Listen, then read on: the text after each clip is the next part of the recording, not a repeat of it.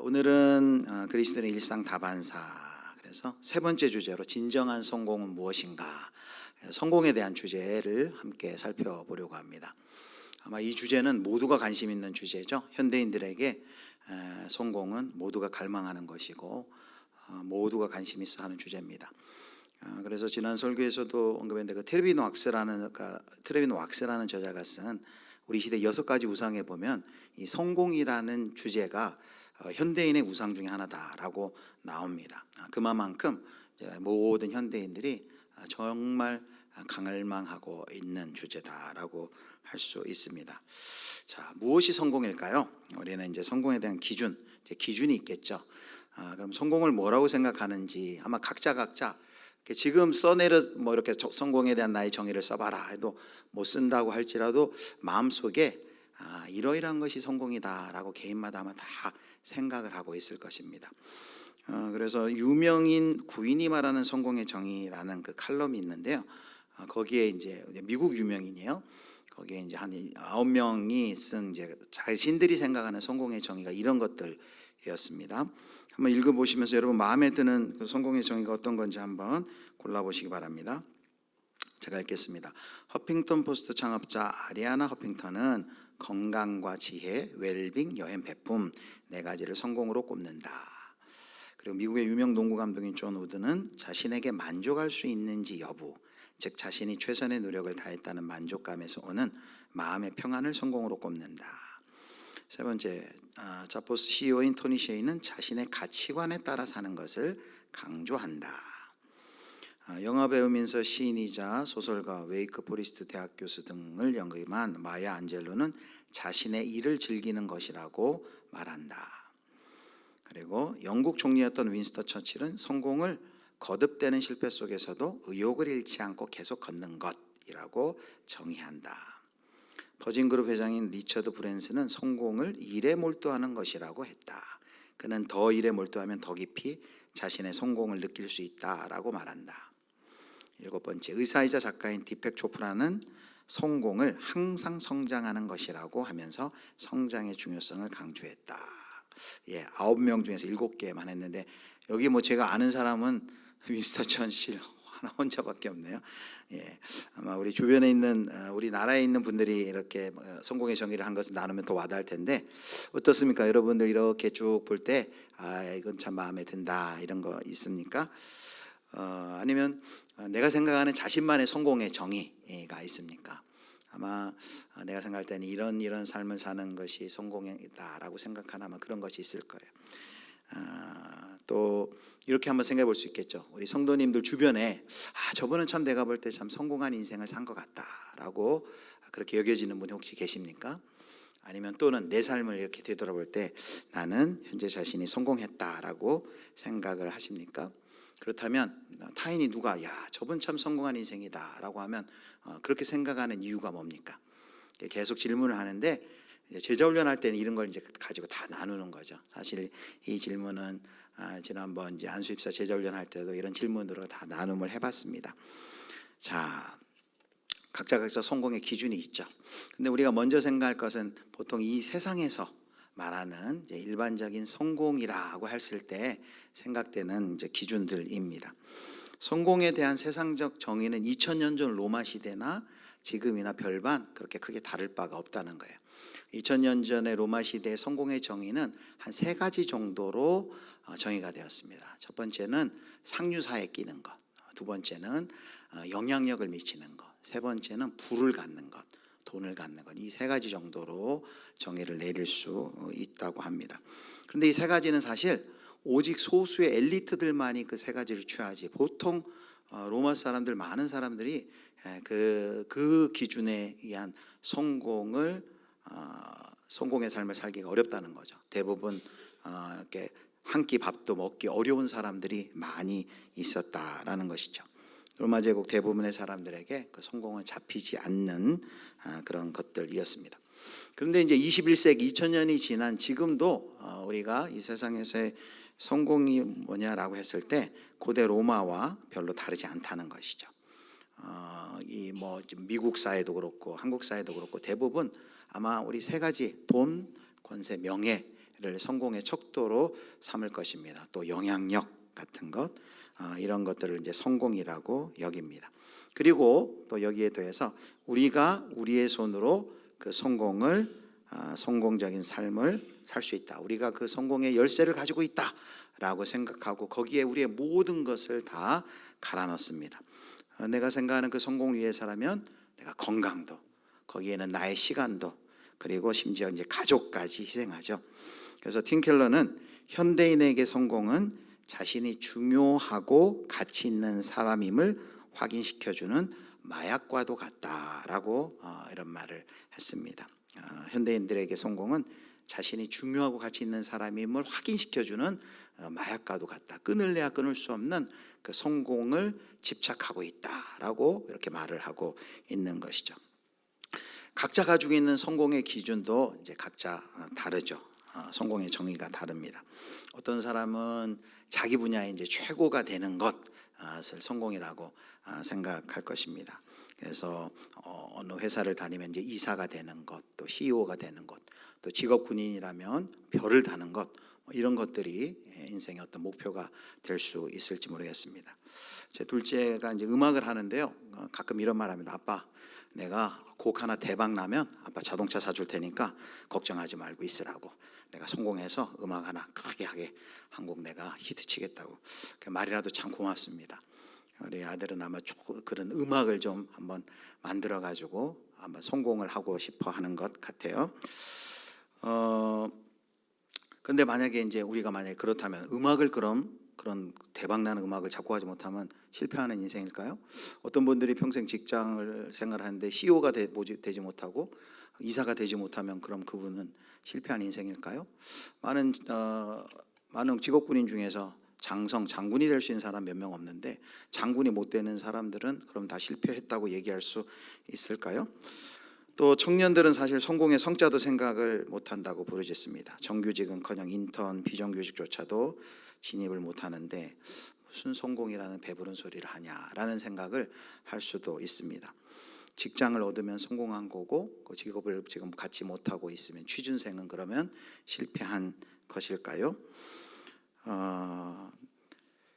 또 우리 교회는 그럼 성공을 뭐라고 생각하는지 또 생각해 봐야 됩니다. 세상 속에서 성공의 기준이 분명히 있는데 그 세상에서 이야기하는 성공의 기준이 교회에는 어떤 영향을 미쳤을까요? 우리도 모르는 사이에 사실 세상에서 말하고 있는 성공의 기준을 우리도 그것이 성공이다라는 생각을 은연중에 하고 있습니다. 그리고 세상의 성공의 기준을 그대로 받아들이라고는 압력도 있고 그대로 받아들인 그런 유혹이 많이 있습니다. 이 세상, 이 자본주의 사회 속에서의 주변 문화가 말하는 성공의 기준이 교회 안에도 그냥 자연스럽게 들어와서 자리 잡고 있는 것이죠. 그래서 교회도 성공을 규정할 때 마치 이 세상의 어떤 사업 세계를 반영하는 모습을 가질 수 있습니다. 여러분, 어떤 교회가 성공했다라고 했을 때 그 어떤 교회를 우리가 성공했다라고 할 수 있을까요? 많은 사람들이 이렇게 생각합니다. 건물의 크기, 또 예산, 그리고 성도의 수를 성공이라고 생각합니다.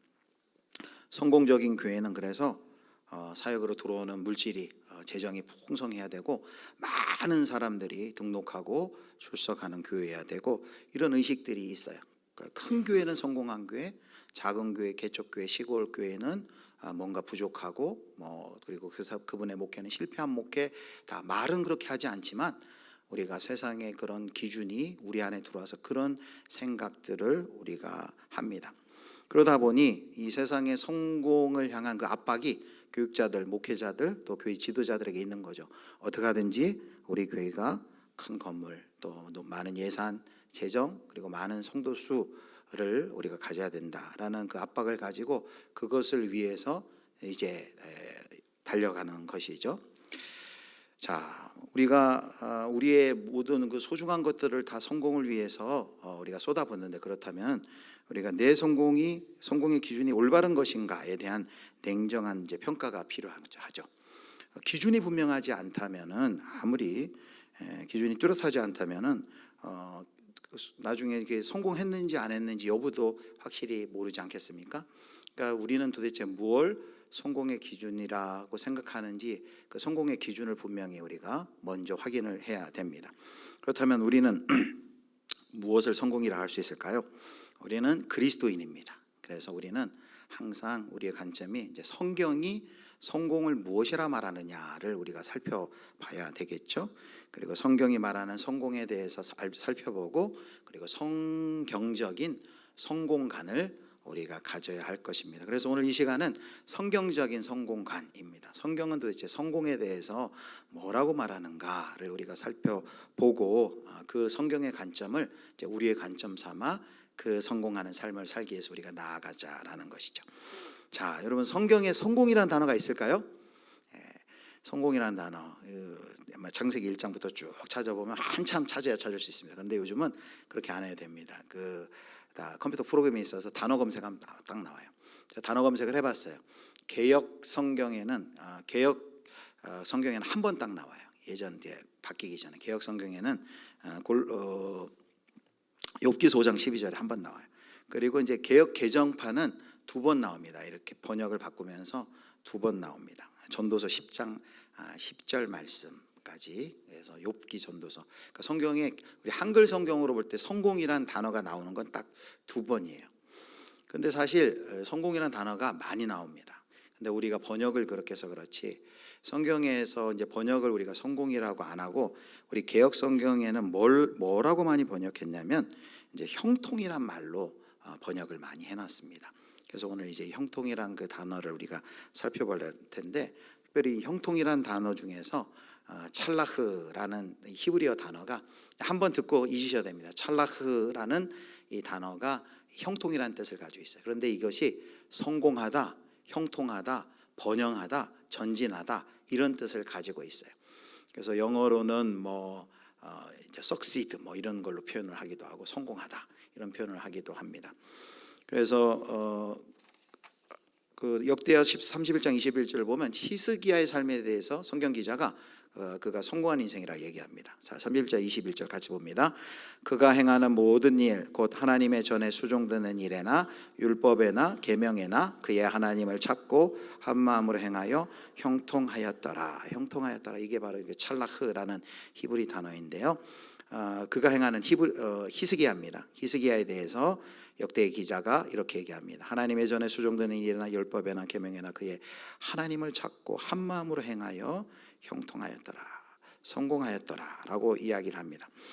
성경에 성공에 대한 이야기들, 단어와 이야기들 많은데 특별히 여호수아에게는 형통의 비결, 성공의 비결을 하나님이 말씀하십니다.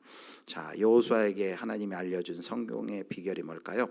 우리가 잘 아는 여호수아 1장 7절 8절 말씀, 우리 7절 8절 우리 같이 읽겠습니다.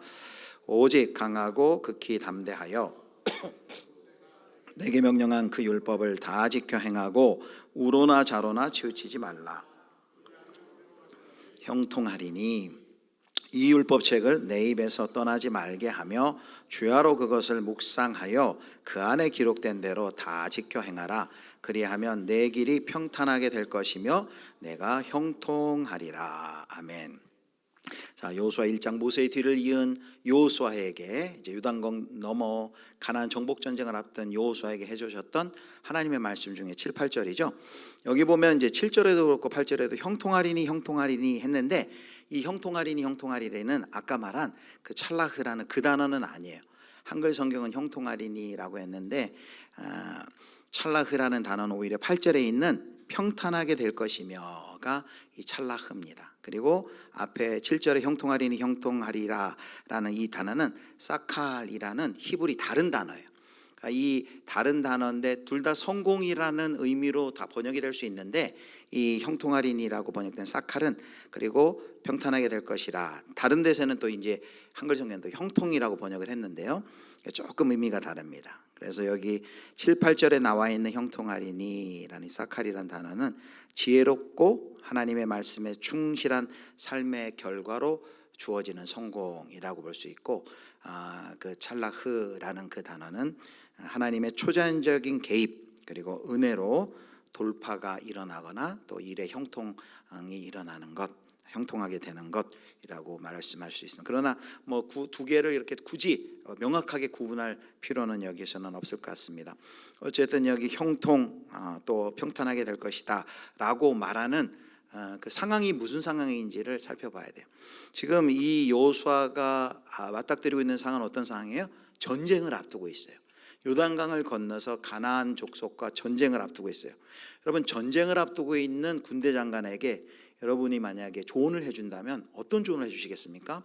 군사력을, 무기를 점검해라, 어떤 군사작전을 새롭게 다시 한번 점검해라, 군인들의 사기를 확인해봐라 라는 어떤 군사력에 관한 그런 이야기들을 조언하지 않겠습니까? 근데 하나님께서는 그렇게 하지 않으셨다는 거예요. 전쟁을 앞둔 여호수아에게, 전쟁을 앞둔 군대 장관에게 뭘 얘기해요? 여기 뭐라고 얘기합니까? 8, 7절에 보면 모세가 내게 명령한 그 율법을 다 지켜 행하고 우로나 좌우로나 치우치지 말라. 그리하면 어디로 가든지 형통하리니. 한마디로 얘기하면 뭐예요? 전쟁을 앞둔 그들에게 하나님의 말씀을 잘 지켜 행하라. 그리하면 니들 전쟁에서 이길 것이다 라고 말하고 있는 것입니다. 8절에도 이 율법책을 내 입에서 떠나지 말게 하며 주야로 것을 묵상하고 그 안에 기록된 대로 다 지켜 행하라. 말씀을 암송하고 묵상하고 그 율법의 말씀을 잘 지켜 행하면, 그리하면 내 길이 평탄하게 될 것이다. 네가 성공할 것이다 라고 말합니다. 성도 여러분, 이게 성경에 기록돼서 우리가 그냥 그대로 읽는 거지 이게 말이 됩니까? 전쟁을 앞두고 있는데 구체적인 어떤 군사력에 관한 무기나 어떤 작전이나 이런 것을 얘기하는 것이 아니라 전쟁을 앞둔 여호수아에게, 이스라엘에게 너희는 하나님의 말씀을 잘 지켜 행하면은 전쟁에서 승리할 것이다. 나를 의지해라 라고 말하는 것입니다. 그래서 여호수아 1장에 하나님이 여호수아와 이스라엘 백성들에게 알려주는 성공의 비결이 뭐예요? 하나님의 말씀을 잘 지키고 순종하는 것이에요. 그것이 전쟁에서 성공하는 핵심 전략이었습니다. 자, 정말 그게 이스라엘 백성들에게 성공 전략이었을까요? 자, 말씀대로 행하라. 여호수아에게 주신 유일한 성공의 비결은 말씀대로 순종해라입니다. 자, 기록에 따르면 여호수아는 32번의 전쟁을 치러요. 그래서 여호수아 12장에 보면 31명의 여호수아가 무찌른 가나안 왕의 이름이 쭉 나열되어 있습니다. 32번의 전쟁을 치러요. 그런데 32번의 전쟁을 치르는데 한 번 패를 해요. 그러니까 32전 31승이에요. 1패예요. 그 한 번의 패배가 언제일까요? 바로 여호수아 7장에 있는 아이성 전투와의 대결입니다. 6장에서 여호수아의 전쟁, 여리고성은 그 명령대로 하루에는 한 바퀴, 7일에는 7바퀴, 그 전략도 아니죠. 그대로 순종할 때, 아니 무슨 이런 전략이 있어, 군사 전략이 있어, 이게 뭐야, 성비를 쭉 한 바퀴 돌고 7일째는 7바퀴 돌면 무너진다, 이게 말이나 돼? 그렇게 불평 투덜된 게 아니라 그대로 순종했을 때 여리고성이 무너져요. 근데 문제는 그 다음이에요. 7장에 가면은 이제 아이성 전투를 앞두면 이제 미리 사람을 보내니까 이 정도는 다 올라갈 필요가 없습니다. 소수만 올려보내도 됩니다. 벌써 지금 이스라엘 마음에 어떤 마음이 있어요? 마치 자신들의 어떤 실력으로 그 성을 이긴 것 같은 착각 속에 교만해져 있습니다. 그런데 어떻게 됐습니까?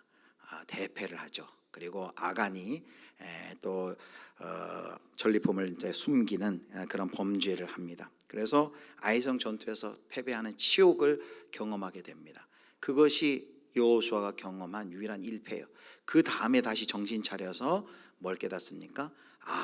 이것이 내가 군사력이 더 강해서 내가 더 많은 군인으로 더 좋은 무기로 이 가나안 정복 전쟁에 이길 수 있는 게 아니라 정말 여호수아 1장에 주신 하나님의 말씀처럼 우리가 하나님의 말씀에 온전히 순종할 때 이 전쟁에서 이길 수 있는 것이구나 라는 것을 깨닫게 되는 것이죠.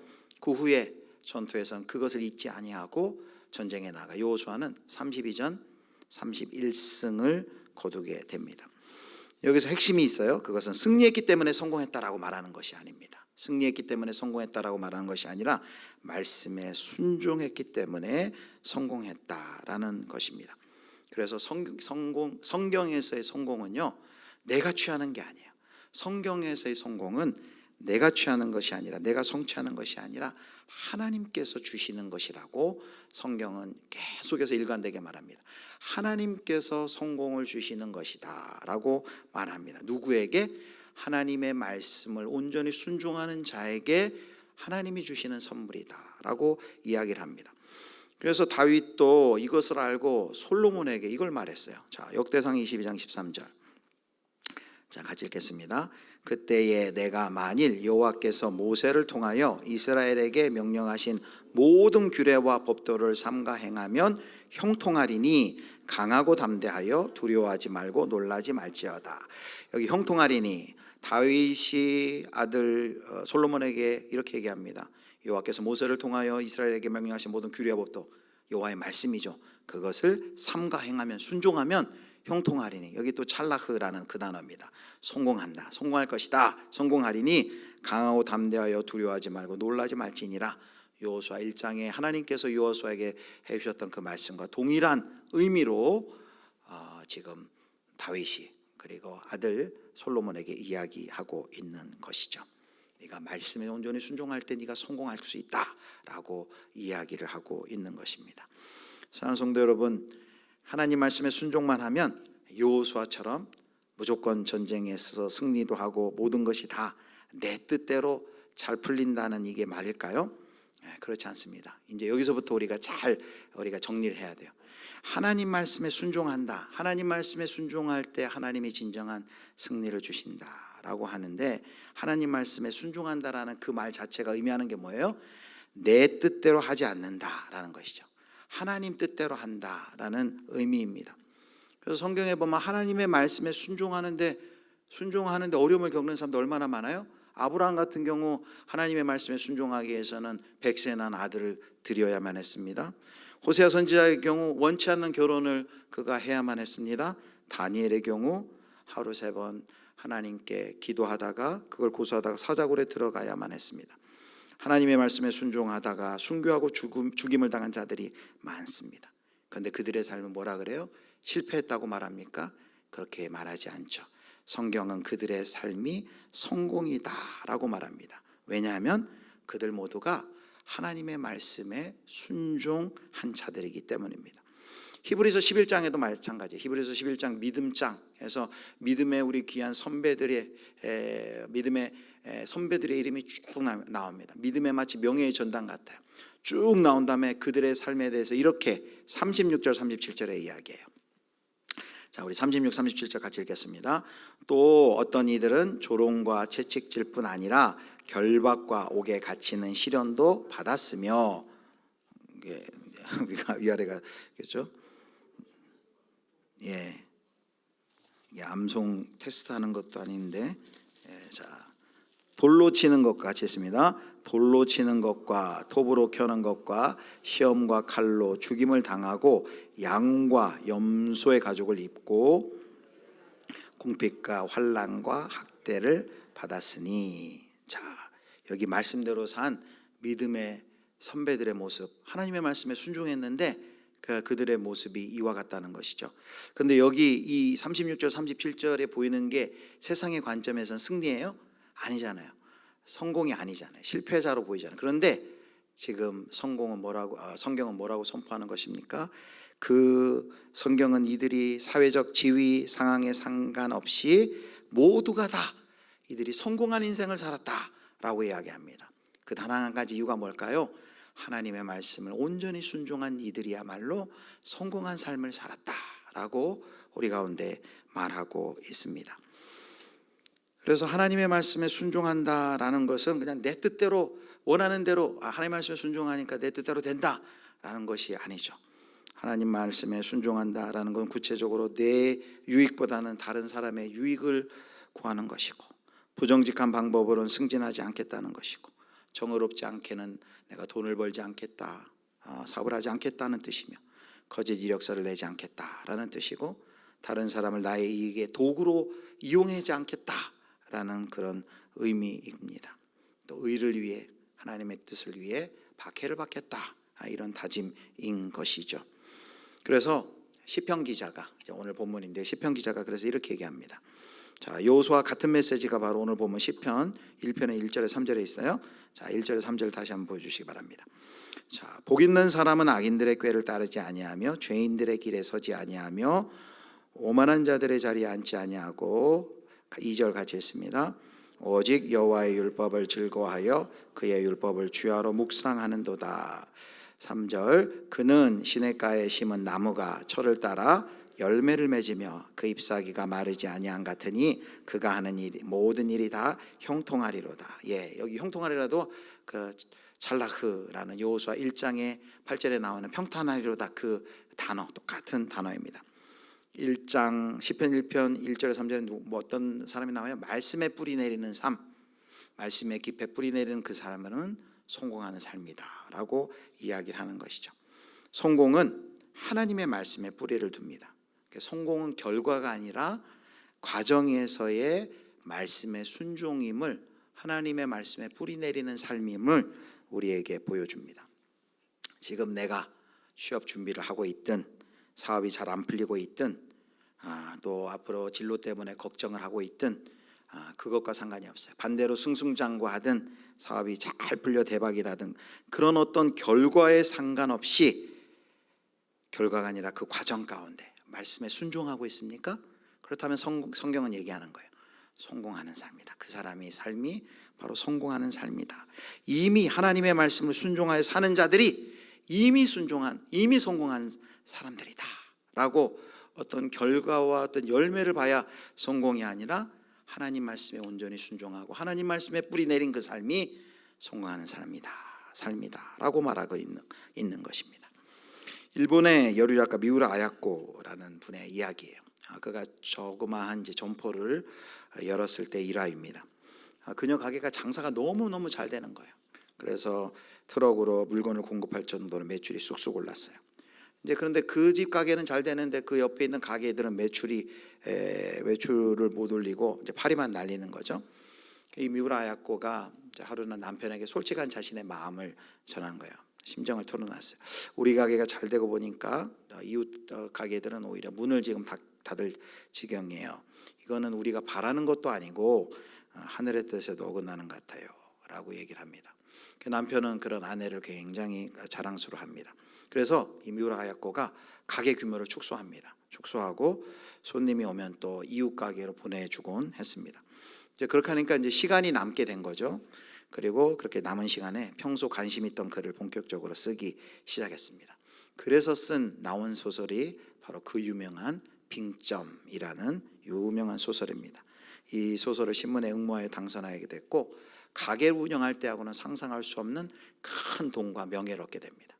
그래서 미우라 아야코가 그렇게 큰 돈과 명예를 얻어서 성공했다 그게 아니라 이미 그녀는 이 빙점이라는 소설을 쓰기 전에 그는 이미 성공한 삶이죠. 왜냐하면 이웃을 생각하고 자기 걸 나누는 이런 마음의 태도가 이미 하나님의 말씀에 순종하는 모습이기 때문이라는 것이죠. 말씀에 순종하는 삶을 살고 있기에 그는 성공하는 삶을 산다라고 이야기할 수 있는 것입니다. 자, 그래서 오늘 첫 번째 우리가 성공에 대한 정의 오늘 두 가지 살펴보는데 첫 번째 이거예요. 자, 첫 번째 같이 읽겠습니다. 하나님의 말씀에 순종하는 삶이 진정한 성공의 삶이다. 성경에서 말하는 성공은 하나님의 말씀을 순종하고 있느냐, 순종하느냐, 순종하지 않느냐 그것에 따라서 성공과 실패를 나누는 것이죠. 아무리 잘 나가고 아무리 세상에서는 박수를 보낸다 하더라도 그 길이 그 태도가 그 삶이 하나님의 말씀과는 거리가 먼다면 성경이 성공이라고 말하지 않죠. 그러나 세상에서 볼 때는 실패자인 듯 보이지만 하나님의 말씀에 뿌리를 내리고 하나님의 말씀에 순종하는 삶을 오늘 걸어간다. 어떤 열매나 결실이 없더라도 이미 그는 하나님이 인정하시는 사람이죠. 성공하는 인생입니다. 자, 이제 성공의 정의 두 번째인데요. 두 번째는 이제 창세기 39장에서 살펴보도록 하겠습니다. 요셉 이야기입니다. 자, 39장 1절 3절에 보면 이 찰라흐라는 단어가 창세기 요셉의 이야기에서 계속 나옵니다. 자, 1절 제가 1절 읽고 또 여러분 2절 읽어주세요. 요셉이 이끌려 애굽에 내려가매 바로의 신하친위 대장 애굽 사람 보디발이 그를 그리로 데려간 이스마엘 사람의 손에서 요셉을 사니라. 여호와께서 요셉과 함께 하심으로 그가 형통한 자가 되어 그의 주인 애굽 사람의 집에 있으니. 우리 3절 같이 읽습니다. 그의 주인이 여호와께서 그의 범사에 형통하게 하심을 보았더라. 자, 2절 3절에 형통이라는 단어가 나와요. 이 단어가 바로 그 찰라흐라는 아까 말한 시편 1편 3편에 나오는 단어, 여호수아 1장 그리고 8절에 나오는 그 단어입니다. 찰라흐, 형통하다, 전진하다, 번영하다, 성공하다라는 단어예요. 여기는 이제 형통하다라고 번역했는데 이게 성공하다라는 뜻이에요. 자, 2절 그럼 보세요. 자, 2절 여호와께서 요셉과 함께 하심으로 그가 성공한 자가 되었다라고 말합니다. 그리고 3절 그의 주인이 여호와께서 그와 함께 하심을 보며 여호와께서 그의 범사에 성공하게 하심을 보았더라라고 말해요. 여러분, 그런데 지금 요셉의 상황이 어때요? 지금 요셉이 지금 어떤 상황인데 그에게 이 형통이라는 단어를 갖다 붙여요? 성공이라는 단어를 붙여요? 지금 요셉 현재 상황은 종의 처지예요. 형들에게 인신매매 당해서 지금 애굽의 보디발의 집에 팔려온 노예예요. 노예. 뭐 노예가 뭔 성공하는 삶입니까? 노예가 무슨 형통한 삶입니까? 세상적 성공의 기준으로 보면 그는 실패자라고 말할 수밖에 없습니다. 근데 여기서 한 수 더 뜨죠. 여기 좀 어느 정도 적응해서 조금 이제 살 수 있나 보다 했는데 보디발의 아내가 그를 유혹하다 안 되니까 그를 모함해서 이 요셉이 누명을 뒤집어 쓰고 그리고 왕의 깊은 감옥에 깊은 곳으로 왕의 감옥에 들어가게 되죠. 그것이 창세기 39장 22절 23절에 있어요. 근데 성경이 뭐라고 얘기한 줄 아십니까? 간수장이 옥중제소를 다 요셉의 손에 맡김으로 그 재반 사물을 요셉이 처리하고 23절 같이 했습니다. 간수장은 그의 손에 맡긴 것을 무엇이든지 살펴보지 아니하였으니 이는 여호와께서 요셉과 함께 하심이라 여호와께서 그를 범사에 형통하게 하셨더라. 이게 남의 얘기라고 막 이렇게 막 써도 될까요? 감옥에 지금 갇혀 있는데 여기 형통하게 하셨다. 또 여기 찰라흐란 단어를 또 써요. 그가 성공하게 했다라고 이야기를 합니다. 도대체 성경은 뭘 성공이라고 여기기에 지금 종으로 세상의 기준으로 볼 때는 완전 실패자의 모습 가운데 있는 요셉에게 이 찰라흐라는 성공이라는 단어를 갖다가 붙일까요? 자, 그 힌트가 있어요. 자, 39장 1절에서 3절, 2, 3절에도 보면 형통이라는 이 단어가 나올 때마다 마치 수학 공식처럼 똑같이 꼭 나오는 표현이 있죠. 자, 2절을 한번 보세요. 2절에 보면 이렇게 나옵니다. 여호와께서 요셉과 함께 하심으로라는 표현이 나와요. 그가 형통한 자가 되어. 3절에도 보시죠. 3절에도 그의 주인이 여호와께서 그와 함께 하심을 보며 또 여호와께서 그의 범사에 형통하게 하심을 보았다. 형통이란 그 단어 옆에 여호와께서 그와 함께 하심을 보며라는 단어 표현이 나와요. 자, 그러면 아까 감옥에 들어갔을 때 볼까요? 23절에도 보겠습니다. 23절에 뭐라고 되어 있습니까? 간수장은 그의 손에 맡긴 것을 무엇이든지 살펴보지 아니하였으니 이는 여호와께서 요셉과 함께 하심이라. 그렇게 얘기한 후에 여호와께서 그를 범사에 형통하게 하셨더라. 아하, 지금 성경이 뭘 이야기하고 싶은 걸까요? 지금 하나님께서 요셉과 함께 하시기 때문에 이 요셉이 형통하다라고 말하는 거예요. 무엇을 보여줍니까? 진정한 성공의 기준이 하나님과 함께 하심이라는 거죠. 하나님과의 관계가 성공의 중요한 기준임을 바로 성경이 말하고 있습니다. 뭘 얘기해줘요? 환경으로 보면 성공 아니에요. 감옥에 갇혀 있고 종의 신분이고 뭘 이걸 성공자라고 그럴 수 있고 성공했다 할 수 있습니까? 그런데 환경이 아니라 하나님이 그와 동행하느냐, 그리고 하나님의 임재 가운데 있느냐, 하나님과 어떤 관계 가운데 있느냐, 이것을 성경은 성공의 기준으로 제시하고 있다라는 것이죠. 요셉의 삶은 환경보다 하나님의 임재, 하나님의 함께 하심이 진정한 성공의 기준임을 증명하고 있습니다. 그래서 오늘 우리는 성공의 정의를 두 가지를 이제 살펴볼 텐데, 첫 번째는 아까 하나님의 말씀에 순종하는 것이 진정한 성공이다라고 했고, 두 번째 우리 하나 더 확인할 수 있는 것이 이겁니다. 자, 같이 읽겠습니다. 하나님과 동행하는 삶 자체가 성공이다. 하나님과 동행하는 삶 자체가 성공이다. 우리 찬송에도 그런 찬송이 있잖아요. 높은 산이 거친 들이 초막이나 궁궐이나 내 주 예수 모신 곳이 뭐라고 합니까? 그 어디나 하늘나라. 내 주 예수님을 주로 모시고 그 하나님과 함께 할 때 그 어디나 하늘나라. 바로 이 하나님과 나와의 관계. 여러분, 아무리 잘 나가고 아무리 높고 아무리 많이 가졌는데 하나님하고 아무 상관이 없어요. 하나님하고 떨어져 있어요. 그러면 세상에서는 불화할지 뭐라 우리는 거기를 뭐라고 합니까? 그 거기를 지옥이라고 얘기했죠. 하나님과 아무 상관이 없는, 하나님과 아무 관계가 없는 그런 상황, 하나님과 동행하는, 하나님 환경이 아니라 하나님과 동행하는지, 하나님과의 관계 속에서 진정한 성공이 판가름된다는 것이죠. 바로 그것을 시편 73편의 시편의 기자도 잘 보여줍니다. 시편 73편 한마디로 이 시편 기자가 악인을 보니까 너무너무 잘 먹고 잘 살고 수명도 길고 너무 승승장구하는 거예요. 악인의 형통에 너무 배가 아픈 거예요. 아니 도대체 어떻게 악인들이 이렇게 잘 나갑니까? 악인들이 어떻게 이렇게 승승장구합니까? 하나님 뜻대로 살지 않으면서도 어떻게 세상에서 말하는 그런 성공의 삶을 저들 살고 있습니까? 불만 가득하여 시를 시작합니다. 도무지 이해할 수 없는 것이죠. 그런데 시편 74편의 이 기자가 놀라운 사실을 깨닫습니다. 믿음의 눈이 열리는 것이죠. 시편 73편은 그래서 성공의 또 다른 측면을 가르쳐줘요. 자, 시편 73편 28절 말씀 같이 읽겠습니다. 하나님께 가까이함이 내게 복이라. 내가 주 여호와를 나의 피난처로 삼아 주의 모든 행적을 전파하리이다. 아멘. 시편 기자 뭐라고 고백해요? 하나님께 가까이함이 내게 뭐라고요? 내게 복이라 라고 말합니다. 주 여호와를 나의 피난처로 삼아 주의 모든 행적을 전파하리로다. 우리가 하나님을 가까이 할 수 있다는 것 자체가 이미 커다란 축복이고 성공이며 행복임을 이가 깨닫습니다.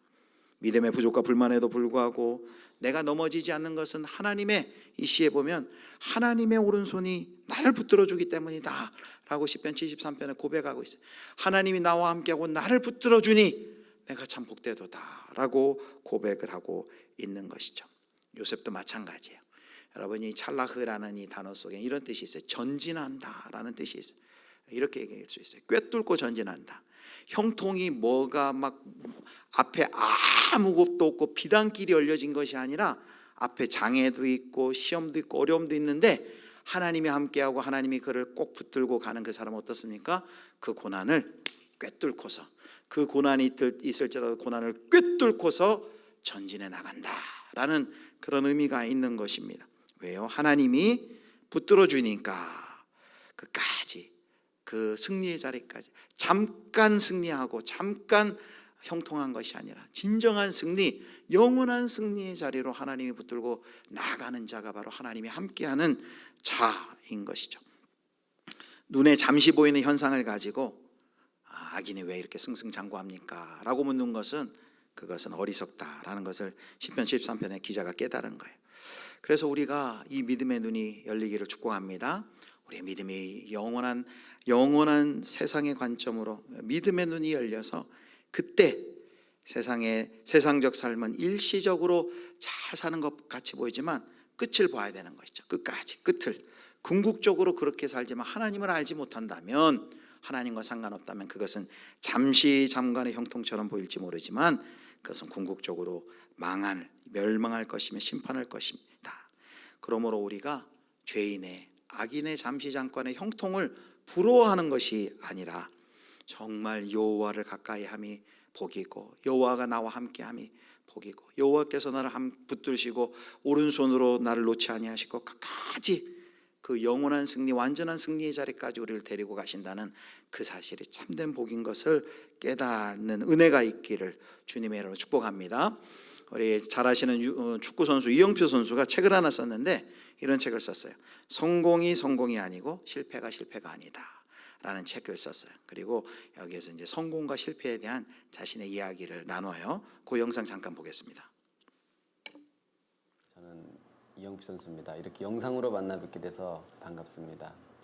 제가 하나님을 처음 믿을 때 또 믿고 나서 아주 수없이 많은 질문들 그리고 또 의문들이 있었습니다.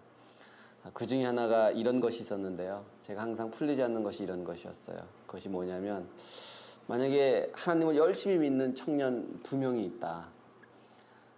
열심히 기도하고 공부하고 교회에서 봉사하고 정말 열심히 이제 하는 친구가 둘이 있는데 한 명은 원하는 대학에 합격하고 한 명은 원하는 대학에 떨어졌어요.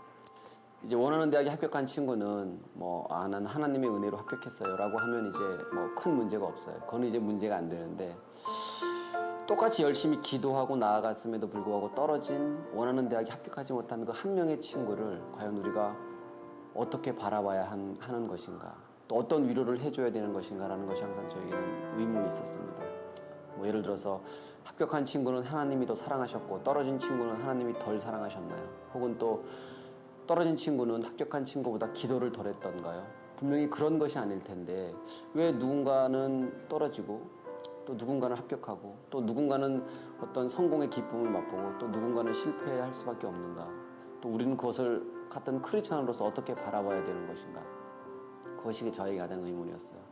근데 제가 시간이 지나고 보니까 이런 것들을 느낄 수 있었습니다. 어떤 사람들은 성공이라는 이름으로 인생을 시작해요. 하지만 그 성공 때문에 실패로 끝나는 경우를 너무나 많이 봤어요. 그런데 또 어떤 사람들은 실패라는 이름으로 인생을 시작하지만 그 실패를 딛고 일어나서 성공으로 가는 모습을 전 많이 봤습니다. 그렇다면 우리는 언제나 하나님께서 우리에게 주시는 것이 축복으로 알고 있는데 그것이 무엇이든지 간에 그렇다면 사실은 성공과 실패는 전혀 다른 반대말이 아니라 축복이라는 한 가지 의미라고 저는 생각합니다. 그래서 성공도 축복이고 실패도 축복이 되는 것이죠. 어떤 사람이 성공으로 시작한 인생이 실패로 끝나기도 하고 실패로 시작한 인생이 성공으로 끝나기도 한다면 사실은 성공이 아니고 실패가 아닌 것이 됩니다. 이것을 이해한다면 성공했다고 해서 자만하지도 않게 되고 실패했다고 해서 좌절하지도 않게 되는 것이죠. 왜냐하면 우리 인생은 지금으로서 끝나는 것이 아니라 하나님께서 우리 각자에게 어떤 계획이 있으신지 각자에게 계획이 있으시고 그 계획을 이뤄가는 방법과 시간과 때는 다 다르기 때문이에요. 그래서 저는 우리가 인생을 살아가면서 하나님과 함께 동행하면서 성공을 만났을 때 그리고 또 실패를 만났을 때 교만하거나 좌절하지 않는 청년들이 됐으면 좋겠습니다. 그리고 제가 요즘에 개인적으로 청년들에게 꼭 나누고 싶은 말은 이런 걸 꼭 나누고 싶어요.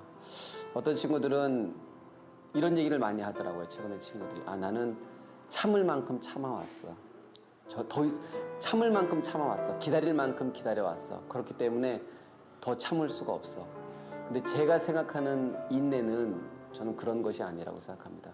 나도 참을 수 있고 상대도 참을 수 있고 우리 모두 다 참을 수 있다면 그것은 인내가 아닙니다. 진정한 인내는 더 이상 참을 수 없다라고 생각하는 순간 진정한 인내가 시작한다고 생각해요. 노력도 마찬가지예요. 노력할 만큼 했어. 이제 더 이상 안 돼. 라는 말은 사실은 노력의 끝이 아니라 노력의 출발점이라고 생각해요. 아무도 난 이제 더 이상 못해. 더 이상 할 수 없어. 라고 생각할 때가 바로 노력의 시작이 되는 거라고 저는 생각해요. 전 여러분들이 지금 약간의 어려움도 있고 위기도 있을 테지만 이 위기가 방금 제가 이야기했던 것처럼 이 실패가 아니라 이 실패라는 징검다리를 통해서 여러분들이 원하는 꿈, 미래를 여러분의 것으로 만들 수 있는 여러분이 됐으면 좋겠습니다. 여러분 모두 축복합니다. 네, 우리가 이제 성경적인 성공이 뭔지 이제 두 가지를 살펴봤는데요. 하나님의 말씀에 순종하는 것, 그리고 하나님과 동행하는 것이다라고 했는데 이제 마지막으로 이제 짧게 성경적인 성공의 특징이 있어요. 거기에 이제 방금 이제 이영표 선수가 얘기한 이 말도 나오는데 들어가는데 첫 번째는 성공은 아까도 얘기했죠. 하나님께서 주시는 것이다. 이 세상의 성공가는 내가 자기 주도적인 노력의 결과라고 하는데 우리는 우리 성공을 하나님이 주신다고 믿어요. 그리고 하나님이 누구에게 그 성공을 주십니까? 바로 하나님의 말씀에 순종하는 자들에게 성공을 주시는 것이죠. 하나님만이 영원한 성공을 줄 수 있어요. 자, 시편 37편 29절. 자, 우리 같이 읽겠습니다. 의인이 땅을 차지하며 거기서 영원히 살리로다. 하나님만이 이와 같은 약속을 해주실 수 있죠. 우리가 하나님 안에서 영원한 진정한 성공, 영원한 가치가 있는 성공을 누릴 수 있는 것이죠. 그래서 하나님의 말씀에 순종하는 자들의 성공을 준다는 것은 반대로 하나님의 말씀에 순종하지 않으면 실패자인 거죠. 우리가 이 세상에서 실패는 결코 실패가 아닙니다. 그런데 하나님 말씀에 순종하지 않을 때 그것은 영적인 실패고 하나님 앞에서의 실패가 진정한 실패라고 얘기할 수 있는 것이죠. 세상에서 말하는 보이는 그 실패가 아니고 하나님의 말씀에 순종하지 않는 것이 진정한 실패다라는 것을 기억합니다. 두 번째, 방금 이영표 선수가 그런 얘기를 했는데 두 번째 같이 읽겠습니다. 내가 원하는 성공과 하나님이 주시는 성공과는 차이가 있을 수 있다. 자, 내가 기대하는 것과 다를 수 있죠. 지금 눈에 보이는 말씀에 순종한다 하더라도 당장 아까 그 요셉의 상황에서도 성공한다라는 그 상황이 자기가 원하는 상황은 아니죠. 종의 상황은 아니잖아요. 그러나 다를 수 있습니다. 그러나 우리는 길게 생각해야죠.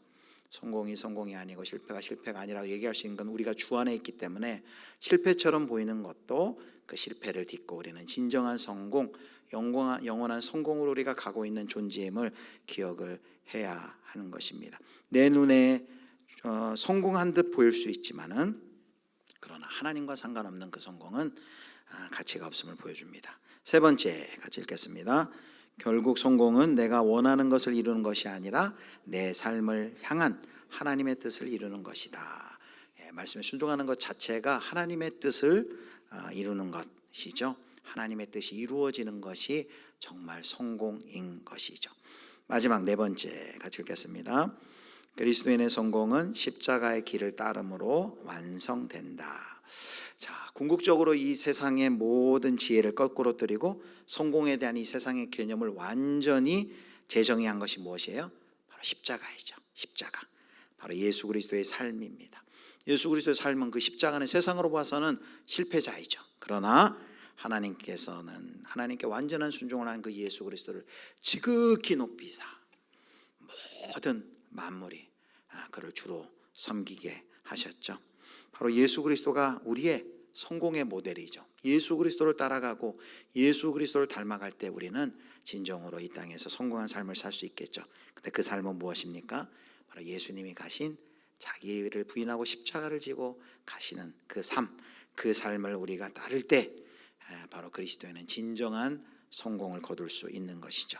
말씀을 맺겠습니다. 오늘 성경이 말하는 성공의 기준 두 가지 얘기했어요. 자, 두 가지 확인해 보겠습니다. 두 가지 같이 읽겠습니다. 하나님의 말씀에 순종하는 삶이 진정한 성공의 삶이다. 두 번째, 하나님과 동행하는 삶 자체가 성공이다. 또 여러 가지 성공에 관한 이야기를 할 수 있어요. 우리 그 제자훈련에서는 7주 동안 이걸 합니다. 자, 두 가지로 정리를 해봤고요. 성경적 성공의 특징 네 가지를 살펴봤어요. 제가 읽겠습니다. 성공은 하나님께서 주시는 것이다. 누구에게요? 하나님의 말씀에 순종하는 자에게 궁극적 영원한 성공을 하나님이 주십니다. 내가 원하는 성공과 하나님이 주시는 성공과 차이가 있을 수 있습니다. 그러나 주 안에 있을 때 실패처럼 보이지만 우리는 진정한 성공을 향해 나아가고 있는 존재들입니다. 결국 성공은 내가 원하는 것을 이루는 것이 아니라 내 삶을 향한 하나님의 뜻을 이루는 것이다. 그리스도인의 성공은 십자가의 길을 따름으로 완성된다. 그래서 성경은 누구의 기준을 따를 것인가 우리에게 도전하고 있습니다. 내가 나의 기준을 정해서 내 마음에 흡족한 성공이라고 착각하는 성공을 이룰 것인가, 아니면 성경이 말하는 정말 성경적인 성공을 우리는 살아갈 것인가, 바로 하나님의 뜻과 말씀의 기준에 맞는 삶을 살 것인가 우리는 선택해야만 합니다. 하나님과 상관없고 말씀에 뿌리 내리지 않은 그런 성공은 아무리 휘황찬란하고 보기 좋아 보여도 그것은 실패에 불과하다는 것을 기억하시고, 우리가 마지막 순간에 다 이러한 하나님 앞에서의 칭찬 드려야 되지 않겠습니까? 마태복음 25장 21절 말씀입니다. 같이 읽습니다. 그 주인이 이르되 잘하였도다 착하고 충성된 종아, 내가 적은 일에 충성하였으며 내가 많은 것을 내게 맡기리니 내 주인의 즐거움에 참여할지어다 하고. 자, 잘하였도다 착하고 충성된 종아. 그래서 어떤 분은 바로 충성이 성공이다 라고 이렇게 얘기를 해요. 충성이 성공이다. 우리 그리스도인에게는 충성이 성공이다. 저와 여러분이 성공의 우상에서 돌이켜서 말씀과 그리고 하나님과의 동행 안에서 진정한 성공을 누리시는 진정한 성공자 되실 수 있기를 주님의 이름으로 축복합니다.